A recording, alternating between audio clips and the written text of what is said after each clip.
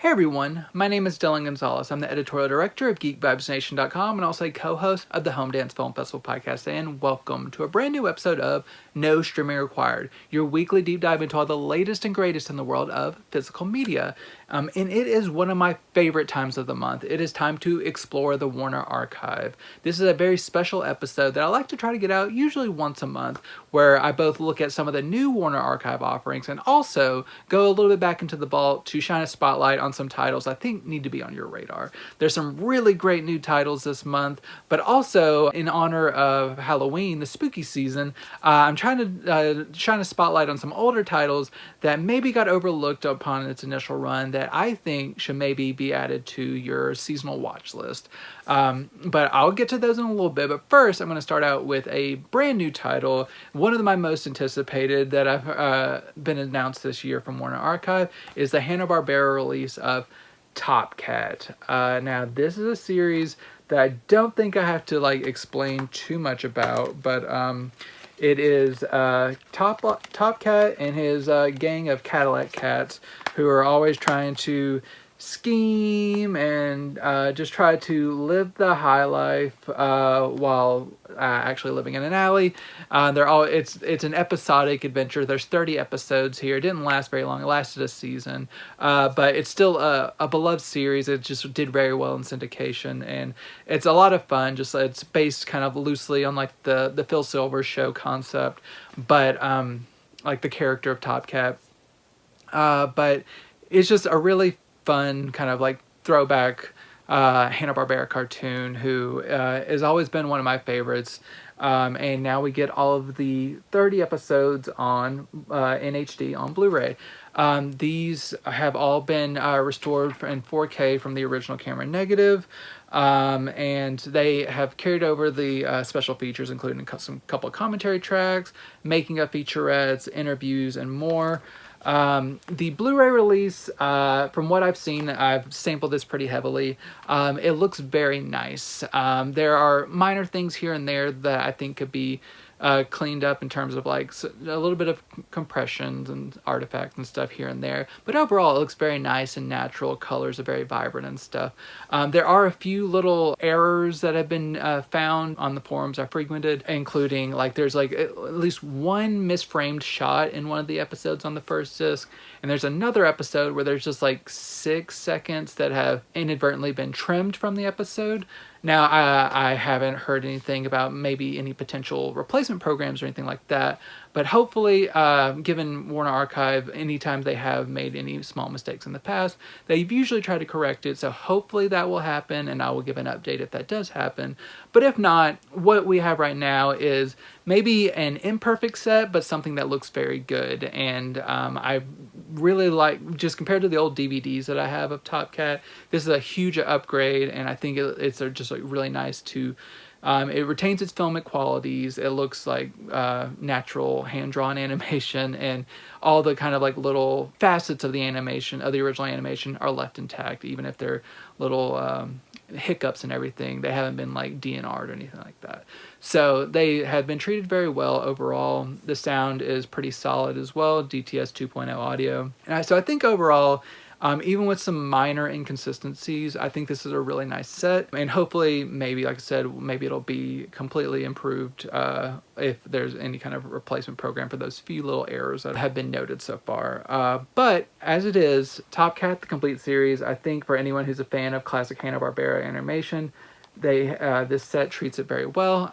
We are getting some more Hanna-Barbera animation soon in the next couple months, and I hope that only continues in 2025 because I love Hanna-Barbera, and there's just so much good stuff in their archives that I would love to get upgraded, which I'm going to continue with. This next title is also Hanna-Barbera, a double feature of Jonny Quest. We have Johnny's Golden Quest and Jonny Quest versus the Cyber Insects.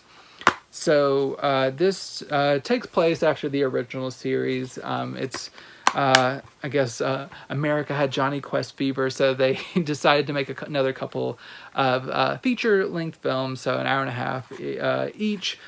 And I have to admit I have never watched the original Jonny Quest series. I do have it, I just haven't gotten around to it yet. Viewing these movies from that perspective was interesting, especially Johnny's Golden Quest, because I got to view it with new lens and not knowing all the characters who are normally there. And there's a very important character at the beginning of this movie who does not make it to the end, which I was pretty shocked by, but if I had seen the original series, I would know the makeup. But that was a pretty dramatic point that it really is like a formidable turn for Johnny. Jonny Quest and this versus the Cyber Insects, it's kind of has the more core group and everything, and you do have like Johnny and like trying to kind of save the day while also learning some life lessons about getting help from friends and stuff, and not trying to take on everything on your own and all that good stuff. But overall, I think these movies are a lot of fun. It makes me want to prioritize getting to that original series that I've had for a little bit now. But there are some things that obviously have not aged super well in terms of like the sidekick Haji and how he's kind of portrayed, but overall I think it's a pretty fun couple of movies. I like these quite a bit. And I think this Blu-ray represents them very well. Unlike the Top Cats release, I'm not sure exactly where these remasters have been sourced from. There is no information with like kind of the press release or anything, which would lead me to believe that perhaps that the Warner Home Video main team maybe remastered these, and it is Warner Archive releasing those masters, which is kind of the case that I'm pretty sure happened with some of the recent Scooby-Doo releases that have been released. But these do hold together pretty well in terms of remastering. I didn't notice any egregious uses of DNR, maybe small like corrections here and there, but overall this looks pretty nice and natural and vibrant colors. And for two films being on one disc, this is a Blu-ray 50, so it can hold 3 hours comfortably. There are no special features, so everything holds together pretty well. Didn't notice much in the way of any like kind of compression artifacts or anything like that. DTS 2.0 sounds great. And so yeah, I think Jonny Quest fans will be very happy with this 2-pack. 2 movies for the price of 1, so you can't really go wrong with that. So if you're a fan, Warner Archive, once again, making Hanna-Barbera fans very happy with this release. Moving away from animation and going into the world of musical biopics, we have 2 classics from the Warner Archive. It is Words and Music. First, it is about the songwriting duo Richard Rodgers and Lorenz Hart. So here we have Mickey Rooney and Tom Drake here as Lorenz and Hart. And so this is kind of just like it even kind of at the beginning addresses the fact that their particular story may have not necessarily been dramatic enough to make like a normal traditional like melodrama about their lives, even though I think from what I've read after the fact, I think they sanitized a lot of their story to fit a normal narrative, including changing the sexual orientation of the Mickey Rooney character.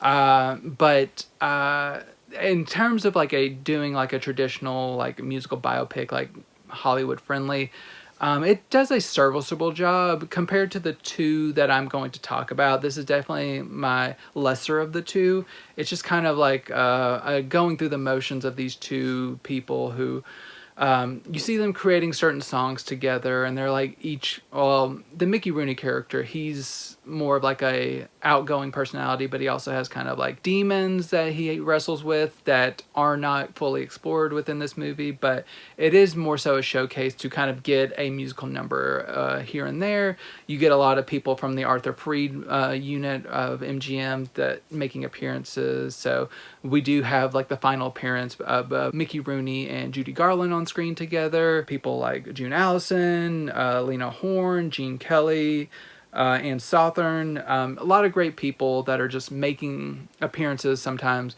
for just like a short scene, but they just kind of like bring out all the stops.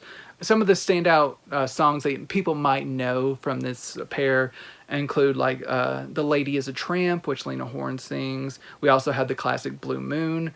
So these are people that are definitely worthy of a biopic, But I think, especially being done by MGM in the 40s, you're not really getting a lot of like nuance to this story. It's very glossy, very Hollywood friendly, and just like very rousing. So if you're into that, if you want to see just kind of like the stars trotted out and hearing some of these famous songs performed by people that you probably love from the old MGM musicals, it'll do the trick. It's just not particularly like a varied movie or like a super like controversial movie in any way. It's very safe. So Words and Music, it has been given a 4K restoration of the original Technicolor negative. Looks fantastic. The compression and encoding holds together very well. Nice vibrant colors. Technicolor restorations from Warner Archive are usually some of my favorites. They do include a commentary track, some featurettes, a couple of cartoons. And so yeah, it's nice with the special features, good AV presentation. So Words and Music, if you're a fan of old school MGM musicals, definitely check it out. One that I found a little bit more interesting in terms of musical biopics, we have Three Little Words from Frank Sinatra and Red Skelton. So we have Fred Astaire playing Bert Kalmar, and then we have Red Skelton playing Harry Ruby. So this is a team of like Fred Astaire's character. He is kind of like, he is a performer, but he gets an injury and he has to kind of fully commit to being a lyricist. And he teams up with the Red Skelton character, and they are kind of like an interesting pairing where they love each other, but they can also get on each other's nerves. I think that's a common dynamic between songwriting duos. But it's seeing their dynamic evolve, and then like Fred Astaire's character, he gets involved and married and stuff, and then Red Skelton's character, he's kind of a little bit more unlucky in love for a long time, and just seeing their dynamic throughout the years and like through their successes and kind of their low points. I found it pretty interesting in terms of this type of biopic. It's still very safe, like Words and Music, but it is just there's a little bit more to it, a little bit more drama, a little bit more dynamism that I was really kind of drawn to. So this, of the two, Three Little Words definitely worked better for me. In terms of bigger numbers that you might know from the songwriting duo, I'm going to embarrass myself and sing a little bit, but you might know I Want to Be Loved by You. So like, I want to be loved by you, just you. If you know that, it's from this songwriting duo. That's pretty fun. You get a very early appearance from Debbie Reynolds on that song. Yeah, it's pretty fun. It's, if you like that type of MGM musical, it does the trick. This has also been given a 4K restoration of the original Technicolor negatives. Looks nice, vibrant, very clear. No big compression issues or anything like that. A good number of special features, including 15-minute featurette on the songwriting duo, 2 cartoons, and a 12-minute radio program promoting Three Little Words. So if you're a fan of like Fred Astaire or Red Skelton, or just like these types of crowd-friendly musical biopics, Three Little Words is very inoffensive but pretty fun. Keeping with the Red Skelton train, we have the ridiculous but fun Bathing Beauty, which I particularly like because I love Esther Williams. She is someone that I have learned about through the Warner Archive in recent years, and they've released many of her movies. She is primarily known for her kind of aquatic work, and just like her like performing in water and her routines and stuff, but a lot of times she is outside of the water here, and she's still just as like funny and vibrant and lovely as ever. It's a ridiculous premise. This involves Red Skelton and Esther Williams are at the beginning of the film going to get married until his kind of partner, Red Skelton's partner, realizes that he's going to lose him, and he wants to do his own thing after he gets married. So he kind of sabotages the marriage by saying that he is convincing a woman to claim that he's already been married to her. It splits them apart, and it all ends up with Red Skelton enrolling in an all-girls college that Esther Williams teaches at to try to win her back. It's ridiculous, but if you want kind of like over-the-top comedy ridiculousness from like decades past. This definitely hits the spot. Red Skelton, he gets to do like he indulges in a lot of his kind of more silly antics and stuff, and seeing like all the young women like kind of fawn over him because he's like a famous songwriter in the movie. It's amusing just like how that kind of dynamic evolves, and like there's a man in an all-girls school, blah, blah, blah. It's harmless for what it is, especially at this time. None of it is like too terribly offensive or anything like that. It's just kind of like silly, big, over-the-top fun. So overall, I like this, even if it is just like not believable in the slightest. We have once again another 4K restoration of the original Technicolor negative. Looks great, sounds great as well. Get a featurette, 2 cartoons, and a trailer. So if you're also an Esther Williams fan or a Red Skelton fan, definitely check this one out. It's another good entry in both of their careers. One of my favorites, it's not the most starry production, but one that I just particularly really liked was I Remember Mama. This is perhaps my favorite from the new batch of titles, besides like the Hanna-Barbera stuff. This really just scratches an itch that I personally like really enjoy. I love a gentle drama that about like a family that just takes place over like a decade or so, where you see just the trials and tribulations of a family. It's like it has a very similar feeling to like Little Women, where you have like a central figure, but then there's all kinds of drama going on with the family. Like over the years, there's people who sometimes like fall ill, or you have like family members like that are kind of misunderstood, that you kind of get to learn more about them. There's just like there's financial struggles, all this kind of stuff. And for this particular kind of iteration of that story, you have like a Norwegian family, and it's centered around the matriarch played by Irene Dunne.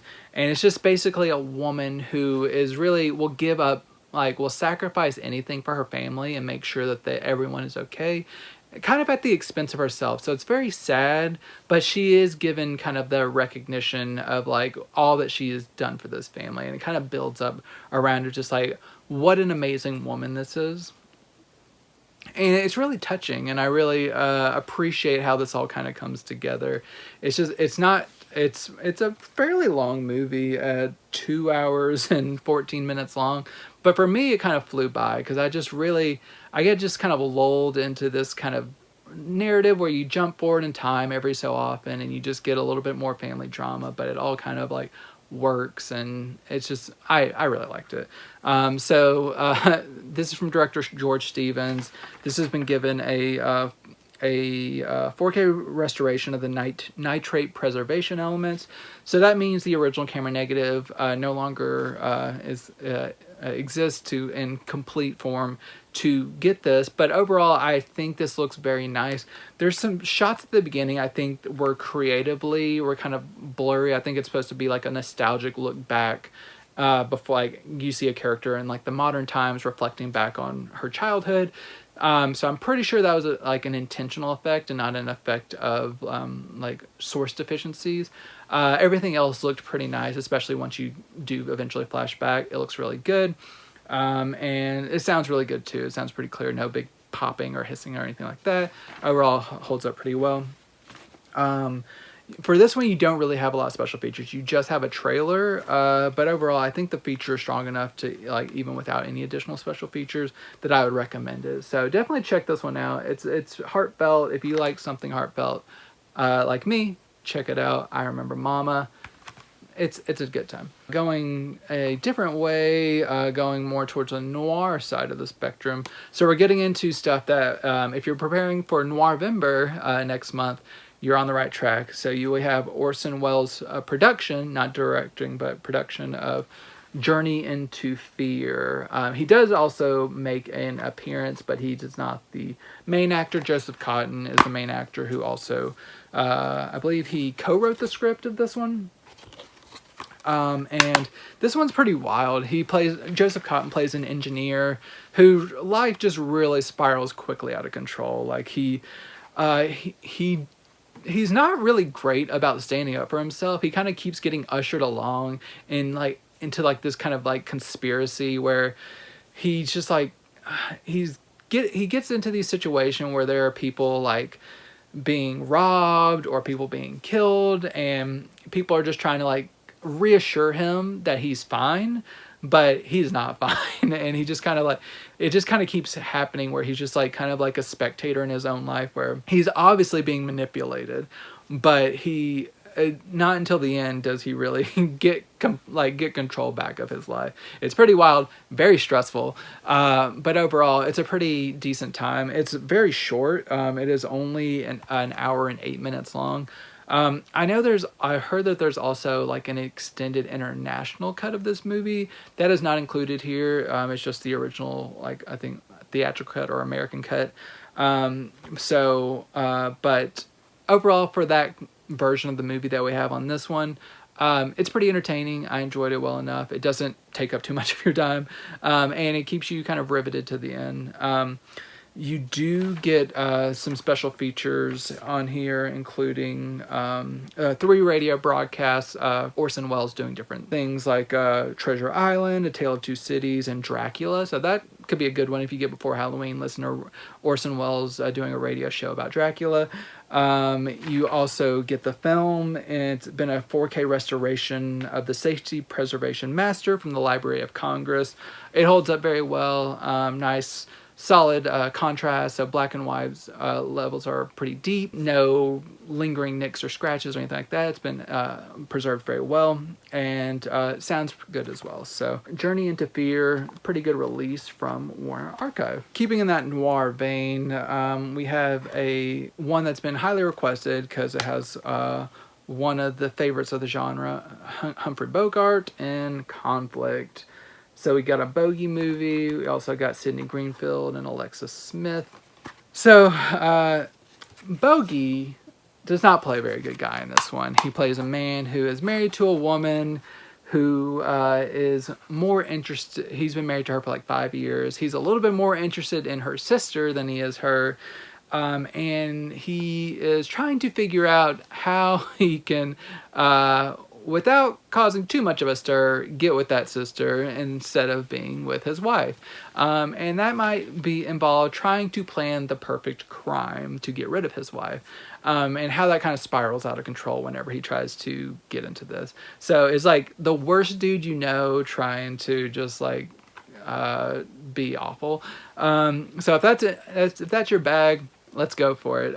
It is pretty engaging overall. There are certain things that happen that I was questioning, like the logic of it, but I rolled with it, and I think the performances are good, and overall it's a very satisfying movie by the end. It's just like pretty gripping movie. It's an hour and 26 minutes long, so not overly long. It maintains its pace very well. This comes from a 4K restoration of the original camera negative. Looks very nice. Everything holds up very well. Didn't notice any major compression artifacts or anything like that. You have a good number of special features, including 2 commentary tracks, 2 cartoons, 2 live action shorts, a radio broadcast version, and a trailer. And Bogey does lend his voice to the radio broadcast. So pretty loaded release, nice AV presentation, and you get another Bogart film in Blu-ray. So I think a lot of people will be happy with Conflict.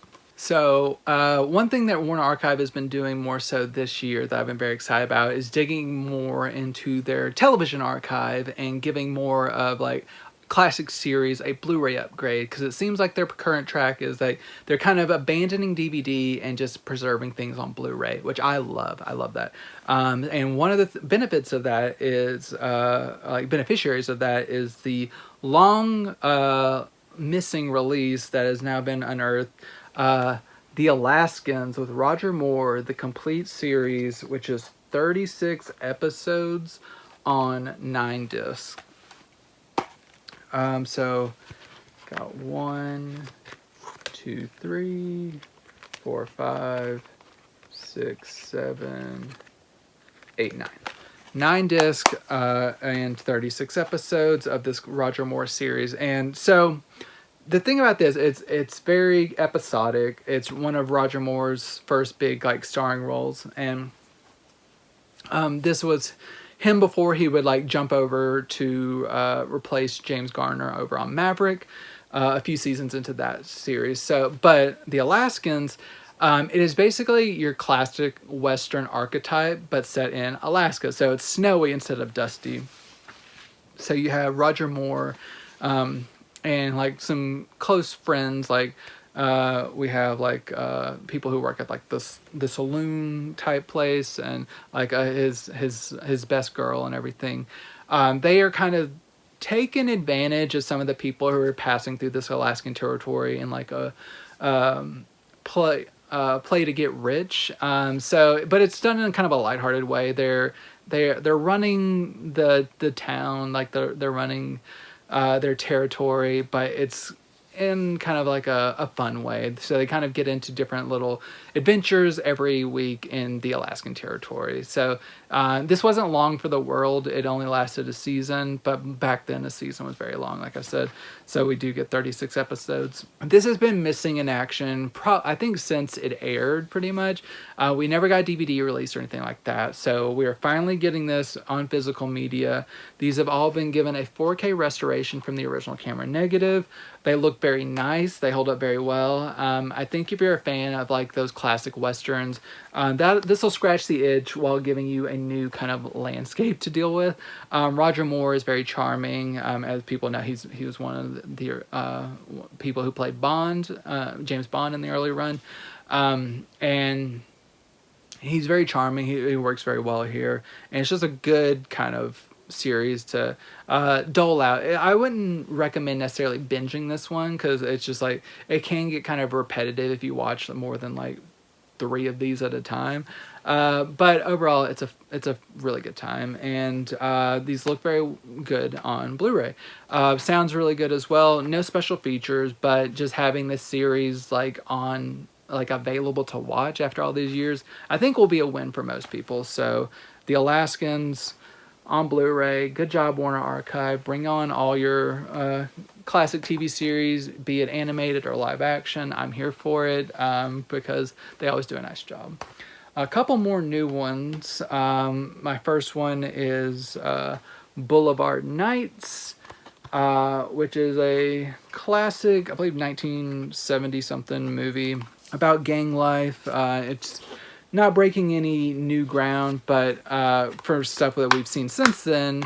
But for what it was at the time, I think it's a pretty interesting look at kind of like gang life, mainly centered around like a family where like one of the older brother is trying to like get out of the gang life, while at the same time the younger brother is more kind of getting initiated into gang life and being brought into that culture and being given support that he feels he needs.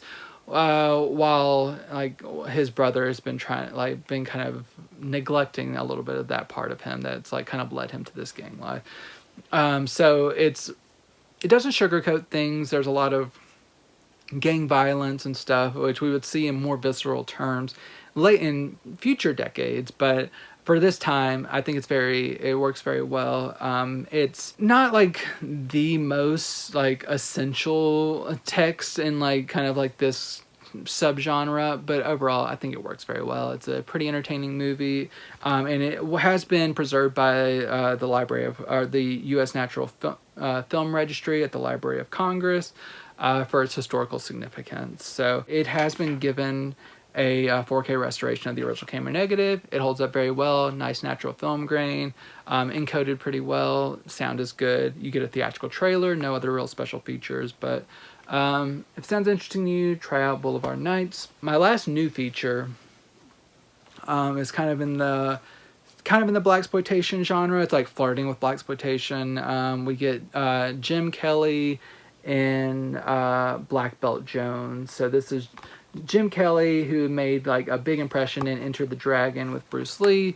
His follow-up was Black Belt Jones, and trying to make him a star in this way. And you have like him is kind of like a protector of his neighborhood, as like the gang is trying to pressure like some of the local businesses, one of which headed by Scatman Crothers, and they're trying to like take over like in the way that gangs do. And they need to be stopped. And we have Jim Kelly here along with some, he gets some help, and it can get really silly a lot of the times. Like the ending fight scene, there's like a big old like room of like bubbles, like suds and stuff that they're fighting in, that gets like really over the top and ridiculous, which I was just like, I was losing my mind, because I was like, what is happening, what are we doing here? But in a good way. It at least was memorable in that sense. There's a lot of just like kind of ridiculous plot things that happen, which I think if you're watching kind of this type of movie, you're just like, anything goes, and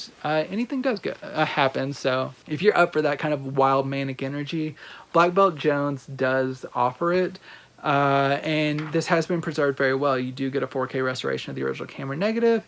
Looks very good. It's pretty consistent. Warner Archive is usually pretty consistent, and this has been given a trailer, no other special features. But overall, if you've been wanting more from this genre, Black Belt Jones, I think, will scratch that itch.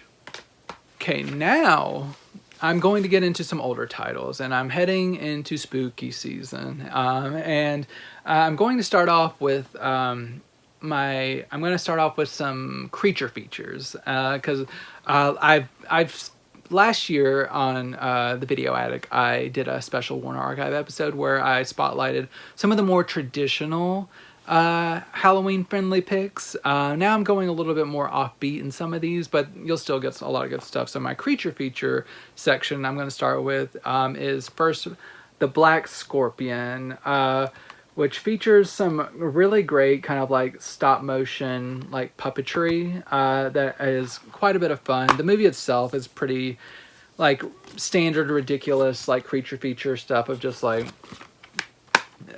humans against this like insanely like mutant insect or whatever, like this big old scorpion. And if you like kind of that cheesy dynamic, I think you'll have fun with this one. It's not like the absolute best creature feature I've ever seen, but I was really impressed with the effects of this one. I think scorpions are cool, so maybe that's like a little bit of an influence on me. But if you're like a lizard brain that just likes just simple like special effects and stuff, and that's enough to like satisfy you, I think you'll be happy. I am sometimes. So if you like that, Black Scorpion will scratch that itch for you. This did come from 2018. This was a 2K scan of the fine grain master positive. As you'll see in a lot of these titles back, this was back when Warner Archive was mainly doing 2K scans, but it still looks very good. I can't imagine it looking like much better.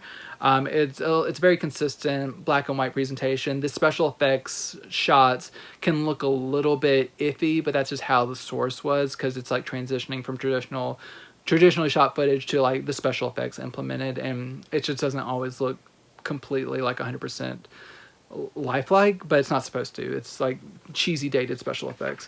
But the sound is good. You do get a 3-minute interview with Harryhausen. You get a 12-minute scene from like a documentary on Harryhausen that like they created a new like 12-minute scene. There's some unused special effects from this movie that you get to see, like some test effects. So some pretty cool special features, along with just like, if you're a creature feature fan, Black Scorpion I think is a fun time. Along those lines of like giant creature features, we get the Giant Behemoth. So kind of like a Loch Ness-esque monster. So once again, just humans against like an insanely like intimidating creature with like brought to life through like special effects, like motion, like stop motion and all that good stuff. Once again, I think this is pretty cool. I'm just like a broken record. It's not, I think I like the Black Scorpion a little bit more, but there's some cool stuff going on here. This plot, what little there is not complicated. You know what you're getting into. It's like an hour and 20 minutes of just like getting through enough like perfunctory plot to get to the money shots of like the special effects and stuff, and you do get some pretty cool stuff going on here. You do get a commentary track from Phil Tippett and Dennis Murin, who are special effects like icons. They don't offer as much insight as I wanted from this, but it's still interesting to hear from them. You also get a trailer. This was released in 2019. They did not list the specifics of this restoration. I would assume that is once again a 2K scan of whatever like preservation elements that were at the time, maybe an interpositive or something. I'm not exactly sure, but once again, this holds up very well for a 2K scan.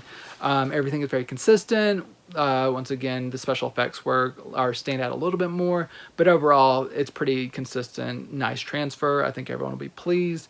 And it sounds good as well. So Giant Behemoth, if you like creature features, once again, check it out. In the creature feature realm, but slightly different, we have the Cyclops, because the Cyclops is like part man a little bit, just mutated. So we have like a team going to an island for two purposes. Two of the people are going there to find a long lost friend who crashed there, and they are hoping to find him alive after years. What people say is pretty crazy. The other part of the group who's on this expedition wants to go to get these like high value minerals and bring them back and get all their riches. But once they get to this island, they realize that it's kind of like irradiated, and so all these creatures that live on the island are way bigger than normal. So you see like giant animals, like giant birds and like rats and stuff, like just giant animals on this island.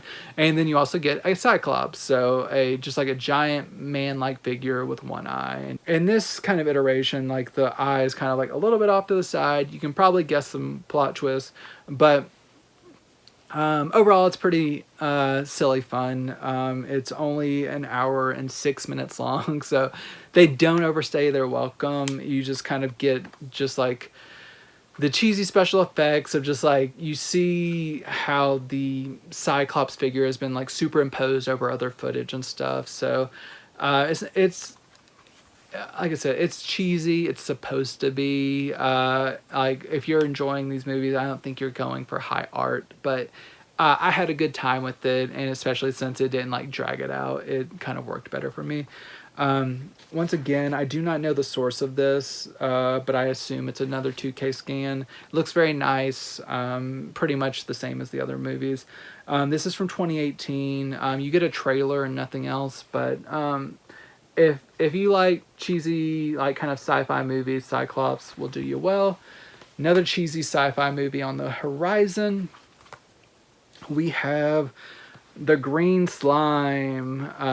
So this one, we are in space, and we have an astronaut who has brought a alien slime on their suit into their living quarters, offering like a mission, and they do not know, and then they have to deal with the fallout of that, of just like this green slime like mutating and like attacking people and stuff. It's classic science fiction stuff, and it's once again very cheesy. That's the kind of mood I am in this year. But it works pretty well. Out of all kind of like this creature-ish features, this is probably my least favorite, but overall it's still fun. Love that cover art. It's fantastic. But the film itself, it's a little more slow in plotting. This one is a full hour and a half long. I think it overstays its welcome a little bit. But whenever you get those creature effects, that's those special effects, we're golden. The more plot-driven stuff with this one drags it down a little bit. But overall, if you like these types of movies, you know if this is for you. I think Green Slime holds up decently well. This has been given a 2K scan of the inner positive. Looks pretty nice and clear and crisp. You get a trailer with this. This is a 2017 release, but Creature feature fans, once again, you're cooking. Staying kind of in the creature feature film range, but branching off into more traditional stuff, I have one that I recommend to people. This is a made-for-television movie. This is the original 1973 classic, Don't Be Afraid of the Dark. So I love made-for-TV movies. I think they're a lot of fun. There's like an inherent charm to them where you know nothing's going to get like too insane and grisly and stuff, but it compensates by like with a little bit of inventiveness and stuff. And this is just like your classic like creature in the house, like intruder in the house, where you have a couple who are moving into a house and the wife for some reason disregards the caretaker's like insistence, like, hey, maybe don't mess with this bricked up fireplace and this like bolted up like fire cover. Maybe like just leave it alone and we'll be golden. And she's like, no, I want to open up this fireplace. I'm going to do it whether you say so. And then she realizes like there's like these little creatures living in her house that begin to terrorize her. It's very simple, very effective. It's just like good made for TV cheesy fun. There's like, it's not super scary, but there's just like hearing these little creatures whisper and like debate whether or not they're going to like kill this woman and stuff in different ways. It's amusing, and just seeing how this eventually kind of resolves itself. It's intriguing. And so if you like made-for-TV movies, Don't Be Afraid of the Dark. It's a fun one. This one, unlike some others, this was from 2019. This has been given a 4K scan of the original camera negative. Looks fantastic. Encoding is practically perfect.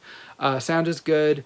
You do get 2 commentary tracks. One was at the time was archival, and one was new, including one from Amanda Reyes, who is a made-for-TV expert. She's fantastic.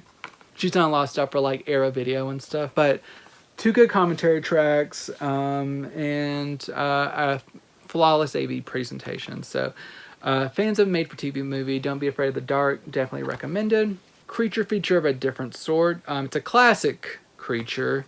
We have Boris Karloff in Frankenstein 1970. So this was from 1958. And we have Karloff playing a Frankenstein who's a Dr. Frankenstein, a mad scientist who is allowing a crew to film a movie on his premises, but for his own gain, because he needs some people to kind of get some fresh body parts for his experiments. And it's just kind of like silly fun. It's not quite like the old like Universal movies. It's more along the lines of like a Hammer movie. It's not a Hammer production, but it's more along those lines. But this one's fine. I prefer like the real old school Frankenstein, like Universal Frankenstein. But this one, it does a decent job of just like with what it's doing. If you're a fan of just like the Frankenstein movies beyond the old school Universal ones, I think this one's decent enough. This was released in 2019. This is probably a 2K scan of maybe the interpositive or something. It holds up pretty well. Didn't notice any major deficiencies. You do get a commentary track and some TV spots. If you're a fan of like the Hammer-ish era of monster movies, Frankenstein 1970, it's closer to that, and I think you'll have a decent time with it. Getting something a little different, I'm going more towards like some visceral murder in my last 2 movies. We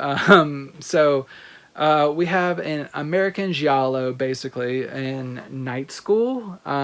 So if you're a fan of like the classic Italian giallo movies, this is like that, very much like that. You even have like motorcycle helmet clad killers like sneaking around, terrorizing women in showers. And if you're a woman in this town, you're connected to certain people, you're probably going to lose your head.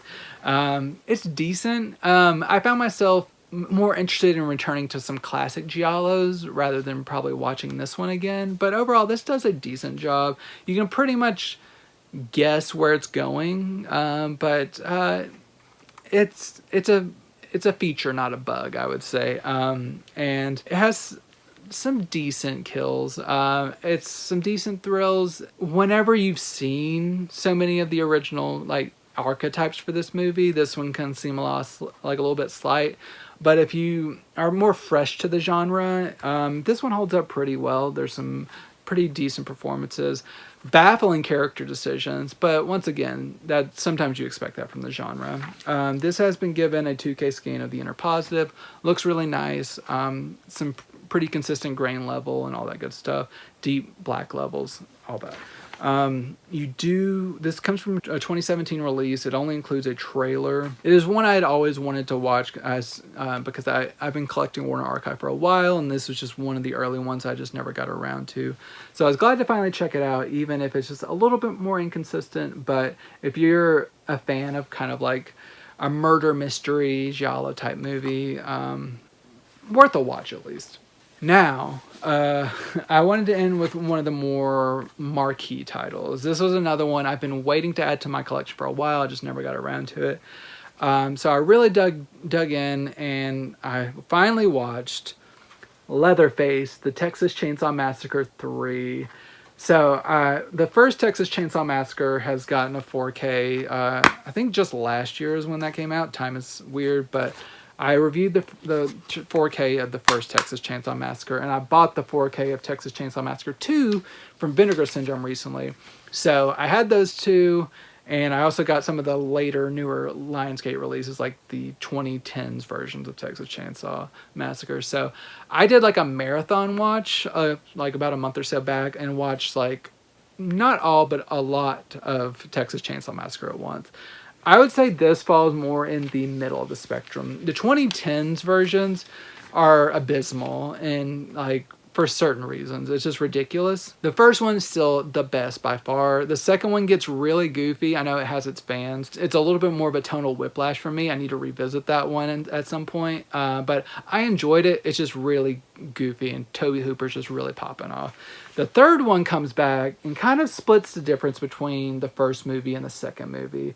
There's some goofy stuff in here, maybe sometimes unintentional, but it does take things a little bit more seriously. I think kind of the major standouts of this one is like you have Viggo Mortensen in this one, and Ken Foree, who he's a classic like horror icon. There's some decent, I don't know, it's like it's replicating some other parts of like the franchise and stuff, and injecting some new stuff. It gets pretty silly at points, but the way the family works together, and like kind of like there's really a kind of a reverence for the Saw in this movie, and like how this brings the family together. It did in the previous two movies, but there's like almost like more of like a code between the family that I found really interesting how they tried to develop this. And there's a lot of time spent off the highway and like in these woods and like Leatherface and family trying to track different people down. My biggest issue with this movie is just like a lot of these characters are just fucking dumbasses, and like as soon as like as soon as you have a person who's like, hey, there's like this shortcut that I know about, don't listen to that person. Especially, I don't know, just don't listen to that person. That's all I'm saying. There's some good stuff in here. There's some bad stuff in here, but this franchise, it's par for the course. There's a lot of good stuff in the Texas Chainsaw Massacre franchise. There's a lot of bad stuff in there. This one kind of splits the difference. It's fun, it's dumb, and it's full of blood. And this has been, once again, from a 2K master. It holds up very well. DTS 5.1 sound. I didn't notice any major inconsistencies. I think it's just a really decent transfer. This comes from 2018. You do get a commentary track, a 28-minute documentary, 10 minutes of deleted scenes, an alternate ending. So good number of special features. A entry of a horror franchise on Blu-ray in like good quality is a reason enough to be happy. I wonder, just from the popularity of horror if it ever get a 4K upgrade. But until then, Warner Archive treats it right. And so that's a little bit of something, like if you want more traditional slasher stuff, you have that for Halloween. You got creature features. You got some made-for-TV movies. You got a little bit of different vibes going on. So hopefully you found something that you think will enrich your Halloween season. But I had a blast talking about all these movies. Let me know what you are thinking about picking up in the comments. Let me know what you want me to explore from the Warner Archive in future episodes. I have a blast talking about physical media every week with you, so make sure to share this with anyone you think might enjoy it. I appreciate your feedback, your support. Make sure you're subscribed to the Geek Vibes Nation podcasting channel here on YouTube. Just keep returning. I will be back again next week with another fantastic episode. But until then, enjoy these movies.